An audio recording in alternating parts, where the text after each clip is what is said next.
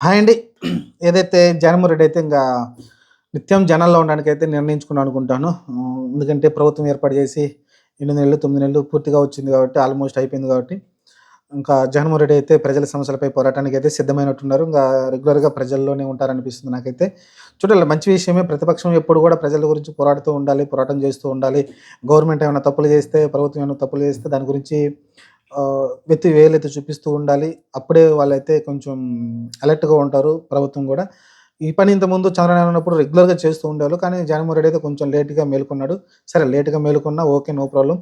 ఏదైతే మిర్చి ఆడికెళ్ళి సమస్యలు చెప్పగానే ఇమ్మీడియేట్‌గా చంద్రబాబు నాయుడు రియాక్షను, కేంద్ర మంత్రితో మాట్లాడడం ఇలాంటివి జరుగుతా ఉంటాయన్నమాట. ఎందుకంటే ఆళ్ళు లేకపోతే అదే జగన్‌మోహన్ రెడ్డి అక్కడికెళ్ళకపోతే ఆళ్ళు చంద్రబాబు నాయుడు నిమ్మకు నీరెత్తినట్టు ఉండేవాడేమో మేబీ.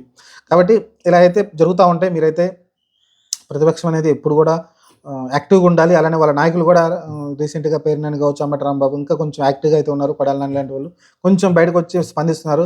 దాదాపు 8 నెలల పాటు వాళ్ళందరూ అయితే సైలెంట్‌గా ఉండి మాయమైపోయారు. అప్పుడప్పుడు అంబటి రాంబాబు మాట్లాడుతూ ఉన్నాడు గానీ, ఇప్పుడైతే బొత్స సత్యనారాయణ అంటారు కొంచెం అయితే బయటకొచ్చి వాళ్ళ మాటనైతే చెప్తున్నారు. ప్రెస్ మీట్లు పెట్టి ధైర్యంగా అయితే. ఎందుకంటే ముందు నాయకుడొచ్చి మాట్లాడితే గానీ మిగతా వాళ్ళందరూ రారండి. ఎప్పుడైనా అదే జరుగుద్ది.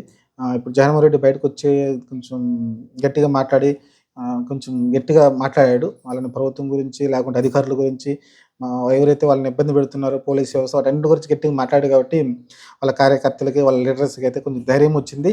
ఆ ధైర్యంతోనే అందరూ బయటకొచ్చి మాట్లాడుతున్నారు. ప్రస్తుతానికైతే ఇంకా చూడాలి మరి, ప్రజల్లోనే ఉంటానన్నాడు. అలానే ప్రజల సమస్యలు పోరాడుతా ఉన్నాడు. ప్రస్తుతం ఫీజు రీయింబర్స్‌మెంట్ చాలా ఇబ్బందులు పడుతున్నారు. అలానే ఆరోగ్యశ్రీ అనేది ఇంకా కొంత కన్‌ఫ్యూజన్ అయితే నడుస్తా ఉంది. ఇంకా చాలామందికి అమ్మఒడి కావచ్చు, లేకుంటే రైతు భరోసా కావచ్చు, ఇంకా ఏమి జరగట్లేదు. అవైతే అమల్లోకి రాలేదు. అందరూ చెప్పే మాటే రీసెంట్‌గా అచ్చెన్నాయుడు కూడా ఇదే అంటున్నాడు. డబ్బులు లేవంటున్నాడు. ఇంకా మరి డబ్బులు లేకుండానే మరి అన్ని పథకాలు ఇచ్చి మీరెందుకు ఎందుకంటే మీరు గెలిపించిందే ఆ పథకాలు చూసి, సూపర్ సిక్స్ చూసి ఎక్కువ మంది ఆశపడి వాటినైతే గెలిపించారు. వాళ్ళనైతే టీడీపీనైతే కూటమిని గెలిపించారు. మరి ఇప్పుడొచ్చి సడెన్‌గా డబ్బులు లేవు. ఎందుకంటే ఓట్లు అడిగే ముందు గవర్నమెంట్ దగ్గర డబ్బులు లేని విషయం మీకు తెలుసు కదా! మేము ఎలాగైనా సంపదను సృష్టించి ఇస్తామని చెప్పారు. 8 నెలలు అయిపోయింది. సంవత్సరం అయిపోతుంది. ఇంకెప్పుడు సంపదను సృష్టించి మీరు డబ్బులు ఇస్తారనేది తెలీదు. ఈ 5 సంవత్సరాల దాకా కూడా ఇదే చెప్తారేమో నాకు అనిపిస్తా ఉంది. చూద్దాం మరి, ప్రతిపక్షం అయితే ఇప్పుడైతే కొంచెం యాక్టివ్ అయింది కాబట్టి చూద్దాం మరి.